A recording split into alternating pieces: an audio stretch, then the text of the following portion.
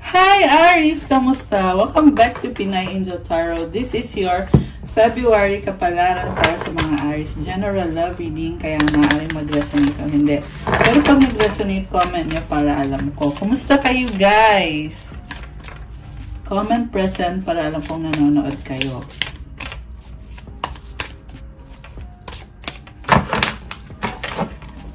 Okay, so tingnan natin ang energies connected sa'yo sa love life mo.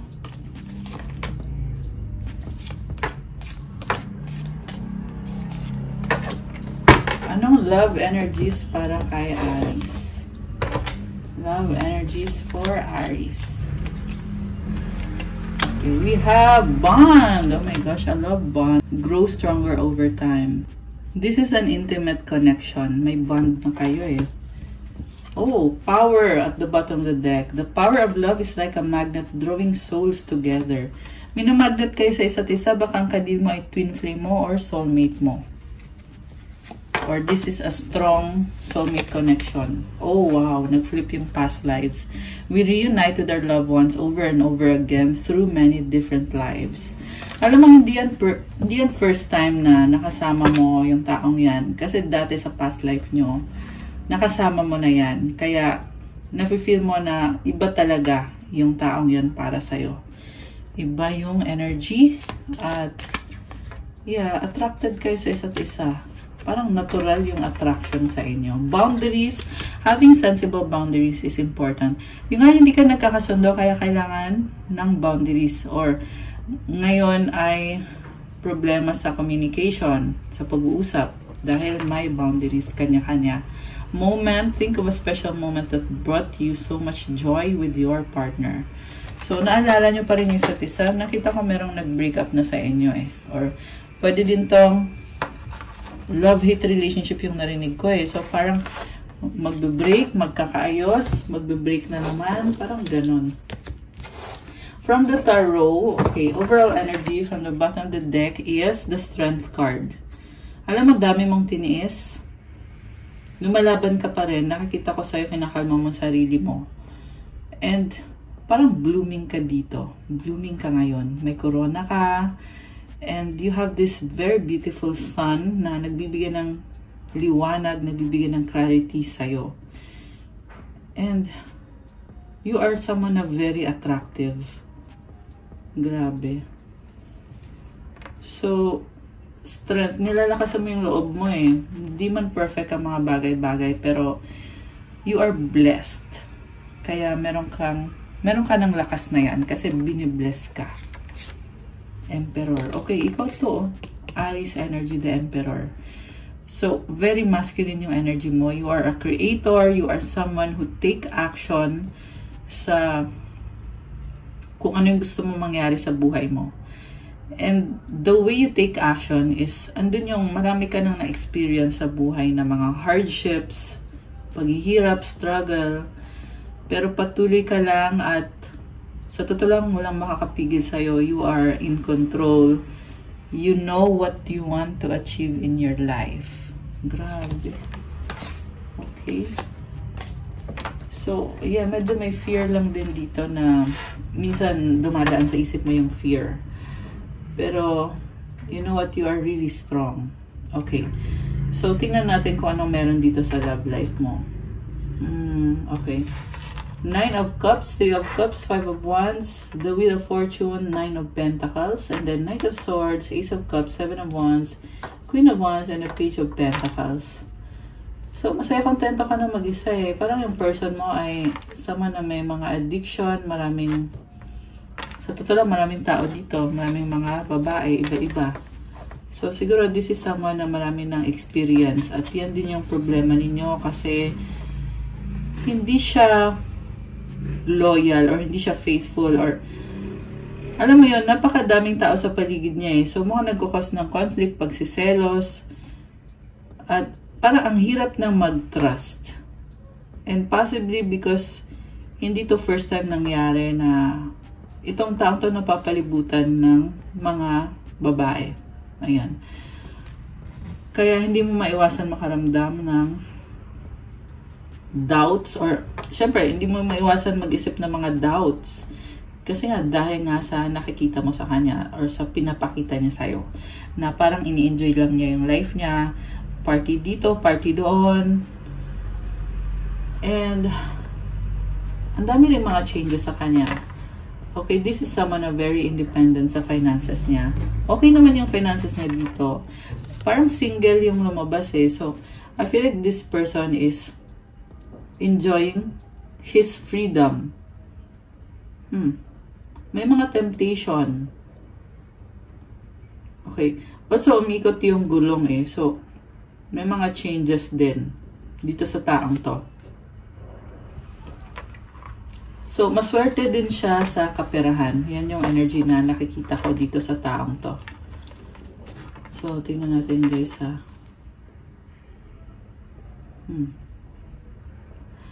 Alam mo, in-enjoy niya yung life niya.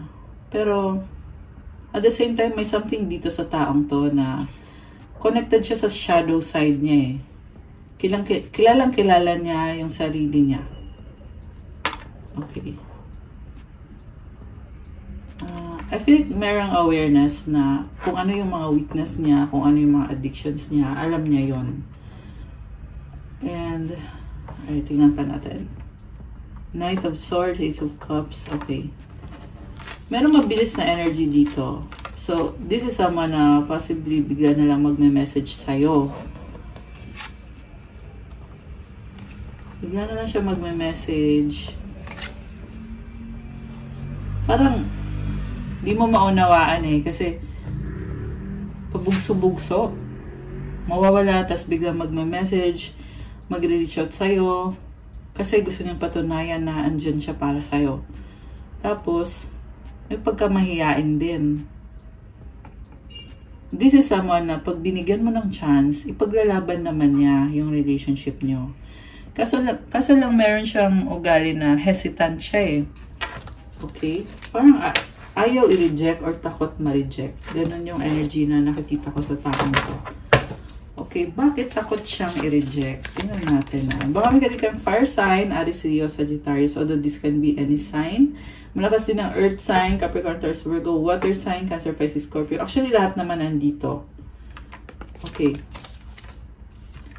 Takot siya i-reject kasi nagdadalawang isip siya, kasi overthinker siya. Ayun, yun yung totoo.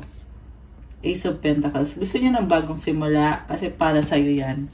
Inisip niya eh na matutuwa ka pag nag-start all over again kayo. Parang ikaw yung kinoconsider niya dito. Kung ano yung gusto mo, anong mapapasaya sa'yo. Willing naman siya to put in the work, although andun yung feeling na medyo nakaka-overwhelm kasi kung magsisimula kayo ulit, it will take a lot of effort to make it work out. Alam mo guys, may nakita kong sing-sing or pearl. So possible yan merong gustong ibigay sa'yo. Pwede yung engagement, commitment. Pwede din namang regalo na to make you feel special, to make you feel good. Okay. So gusto niya ng bagong simula. Okay. Six of Pentacles. Wow. Money. Some of you guys may anak na at this can be support na gusto niyang ibigay na to help you sa finances. Ayan o, may mga pera-pera. Okay. Regalo yung nakikita ko eh. So, yeah. Maswerte ka dito sa taong to. Kasi talagang gusto niya magbigay sa'yo. Gusto niya meron talaga siyang maibigay. Oh, ayan o, 10 of Pentacles. Oh my gosh. Bakit nakahawak sa kamay? Alam mo, itong taong to, may gusto pa rin to sa'yo. Pero nagtataka ako kung bakit parang ayaw aminin. Alam mo yun, may pride talaga eh, na humahad lang. Kita mo parang haba ng hair mo dito, may titigan na nangyayari guys. Oh my gosh, parang kinilig ako dito. So, iya kasi ito ka oh. Nagtitiis ka eh. Yung iba sa inyo may mga anak, kaya ikaw ay nagtitiis, nag-a-adjust. Alam mo yun, ikaw yung gumagawa, nagpapakalalaki ka na, breadwinner ka at lahat. Tapos ito siya ngayon, sinusuyo ka niya. Parang check ka, tatanong, okay ka lang ba? Okay ka pa ba dyan? Masaya ka ba? Parang may ganun eh. Oh my gosh, ang sweet naman. Sweet yung nafe-feel ko na energy nitong taong to. Parang kinikilig. Kaya kinikilig din ako. At I'm sure itong nasagap natin, itong mga aris na ito na nasagap natin dito, ay nafe-feel nyo yon, yung parang kilig moments. Okay, may nakita kong bahay, merong family dito. So, sinusuyo ka ng taong to. Oh my gosh. Oh. Three of Swords. Alam mo, nasasaktan siya. Iniisip niya, please, sana magkaayos tayo. Ayaw niya mapunta ka sa iba.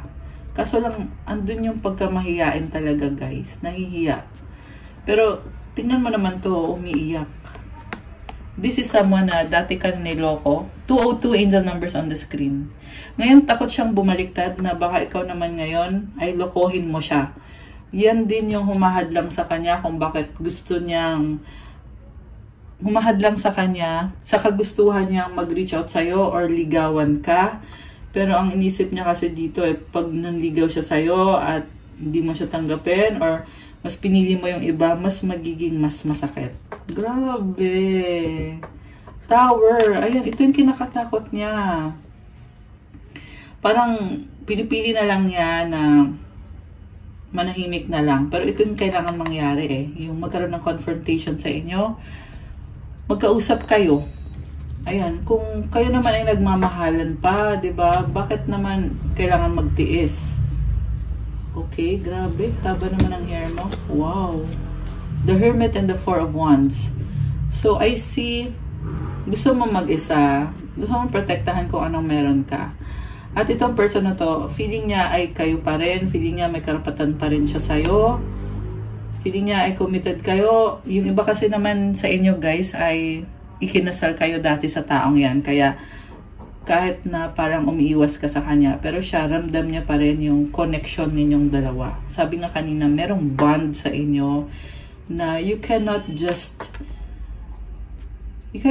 easily break that bond. This is very special, a very special connection. Yeah, twin flame mo to or soulmate mo to. Pero ikaw kasi parang na ano ka na eh. Ayaw mo na ulit masaktan. So, medyo nagsarado na yung heart mo dito. That's your way of coping up. Kasi, iniyakan mo to ng bongga. Nung sinaktan ka ng taong to. Okay. 10 of Wands. Burden ka. Merong mabigat na energy dito na possible trauma dahil sa mga nangyari. So, yan yung dahilan din kung bakit pinipili mo na mag-focus sa sarili mo or focus sa family. King of Wands is here. Andun pa rin yung attraction sa inyong dalawa. Grabe. Pero, hindi ka nagsasalita eh. So, magkakaroon ba ng changes dito? Kasi naging close off ka sa kanya. The World. Wow. Ganda naman ang energy mo. Glowing ka dito. So, bagong tao ka. So, ibig sabihin kung gusto niya ulit na magkaayos kayo, kailangan ligawan ka niya. Ang ganda ng aura mo. Ang ganda ng vibe mo. Okay. So, any plans? Anong plans nitong taong to? Diskuday naman. Oh! Wow! Oh my gosh. Guys! Oh my gosh. Ayan na naman yung kilig energy. Okay, 6 of Cups. Parang sinasabi niya ito, please naman, magkaayos na tayo. Please naman. Patawarin mo na ako. Oh my gosh. Kilig. Ang cute. So, maybe gusto kanyang bigyan ng flowers. Sabi ko nga, this is someone na susuyuin ka niya. Parang ganda-ganda mo. Haba-haba ng hair mo eh. Although, may nafe-feel akong fear sa kanya. Parang may sabi, gagawin ko ba o hindi? May ganon na gumugulo sa isip nitong taong to. At merong rainbow. So, iniisip niya, balang araw, hindi man ngayon, pero balang araw, makukuha ko ulit yung puso mo. So, yan yung tunay na intention niya sa'yo, Aries. At sa nakita ko, ang haba-haba ng hair mo. Kaya, i-claim mo na tong energies na to. This is also someone na ang tindi ng panghihinayang niya sa connection ninyo. 3, 4, 5, angel numbers on the screen now. Grabe. Ayan, may pa-angel numbers pa. So, grabe yung panghihinayang niya. Ayan. Nanginayang na nasaktan ka niya. May burden din sa kanya eh.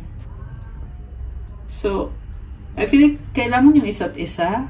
You need each other's support para mag-heal kayo pareho. Okay? Yan yung advice ko para sa inyo, guys. Grabe. Alam mo, naghihintayan lang kayo. More on siya, hinihintay ka niya. Gusto niyang mag-commit sa'yo. Grabe. Intense tong reading na to, ah. Ano bang gustong sabihin sa'yo? Ano yung gusto niyang sabihin sa'yo? Finding out the truth crushed me. Oh my gosh. Merong something na natuklasan niya, na nasaktan siya. My life is not as together as it seems. So, yun nga yung gusto niya sabihin sa'yo, na akala mo okay siya, pero hindi siya okay. Nagtitiis din siya sa life niya. Tinatry din niya ayusin yung sarili niya. So, oo, nagkamali siya sa'yo, pero meron din siyang effort na ginagawa para ayusin yung buhay niya. We both know I'm not the one for you. Parang, andun yung medyo insecure siya or medyo parang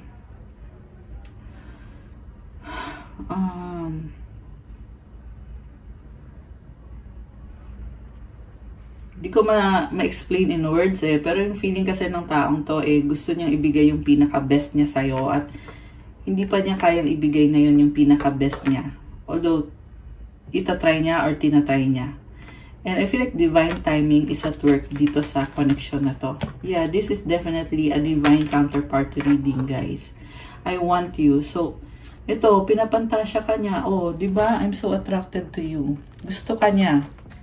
Yeah, yan din ang reason kung bakit hindi ka maalis sa puso at sa isipan nitong taong to. Although, decision mo naman eh, kung, yeah, if you want to keep it this way, or if you want to reconnect with this person, decision mo yun. Although sa totalan sa nakita ko, malaki yung chance na magkaayos kayo. Yung nga lang, yung problem is yung pride. Parang kayong dalawa, meron kayo nun, ng pride na yon. 616 angel numbers on the screen. Nurture, okay. Parang this person really wants to care for the relationship, na gusto niyang aalagaan ka niya, monitor ka niya, i-check ka niya kung okay ka ba. Alone time. Okay, someone wants to be alone. Siya or ikaw or dalawa kayo pareho. Individuality. So, ayan, something about boundaries. Be wary of possessive partners. Maintain your individuality. This is also someone na ini-enjoy niya yung life niya. Na parang carefree, parang single na energy. Okay. So, teka, bago tayo kumuha ng advice, tingnan natin muna to. From The Hidden Secrets. Okay. Oh my gosh. Karma, consequences, cause and effects, depths. Okay, merong bad energy dito. This is something na kailangan i-heal nitong taong to. Boundaries, no drawing the line, enough. Okay.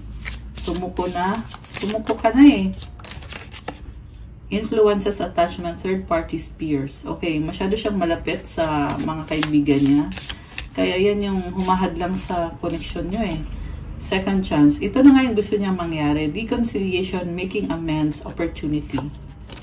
Stress, turbulence, tension, arguments. Oh my gosh. Heart fog, mixed signals, black emotions, mess up. So, ayan, problem din kasi di niya maamin yung totoo niyang nararamdaman. Nagbibigay ng mixed signal sa'yo. Kaya ikaw ay nalilito, confusion, uncertain, unclear, unsure. Oh, kaya naman pala. Okay. Advice para kay Aries. Anong advice? Advice. Okay. So, also gusto kong kumuha ng mga special oracle cards. Okay, kuha tayo ng mga special oracle cards na ginawa ko. Kasi, ayan, ito, akong gumawa nito, guys. Anong mga energies connected kay Aries for the month of February? Okay. Mga energies. Parang ayaw lumabas sa. Ito, okay. Ancestors, wow! So, you have powerful ancestors na tumutulong sa'yo, nagbibigay ng magandang energy. Keep calm and enjoy life. Nice! So, may mga stars ka dito, oh. This is the energy of, ay, nalaglag. This is the energy of parang, ano, support from the universe and also wish granted and positivity. Blessings from heaven at the bottom of the deck. So, comment, claim blessings from heaven to claim this energy. Ayan. So, okay, dagdagan natin. Ano pa mga energies ang connected kay Aries for the month of February? Nature lover. Wow. Oh, 1111, guys. Number of twin flames and soulmate connections or strong soul connections. So, nature lover ka. One more. 999. This is the energy of completion and releasing din. Okay, we have cast your burden upon the Lord and He will sustain you. Psalm 55:22. Alam mo yung burden mo, hindi mo kailangan pasanin eh. Surrender mo siya kay God. Kasi pag ginawa mo yon, aalagaan ka niya. Maraming blessings ang ibibigay. Sabi nga kanina, di ba? Blessings from heaven. Saan na yun? Ito, oh. Ayan, i-claim mo na tong energies na to. He will never allow the righteous to be shaken. So, you have to also obey the word of God. You have to be a better person para ibigay niya sa'yo lahat ng mga blessings na, kahit yung mga blessings na hindi mo inakalang deserve mo, ibibigay yun ni God sa'yo. Basta isurrender mo muna yung burden mo. Okay? Bitawan mo yung burden mo. Kailangan mo yan i-release. Kailangan mo yan i-surrender. Pag ginawa mo yun, magugulat ka. Dadagsa yung blessings. Babahain ka ng blessings. Ayan. And yung advice, health. Okay. Allow me, divine, to be tender and accepting of my body. No matter what ailments I may have, may I always know it's doing the best that it can. Help me be a loving ally and friend to this sacred form. Ayan, alagaan mo yung health mo. Okay? Alagaan mo yung katawan mo. Ayan. Okay, guys. That's what I have for you, Aries, for your February kapalaran. Thank you for watching. Please like, comment, subscribe, hit the notification bell. Kung nag-resonate ka at kailangan mo ng more information, you can book a private reading.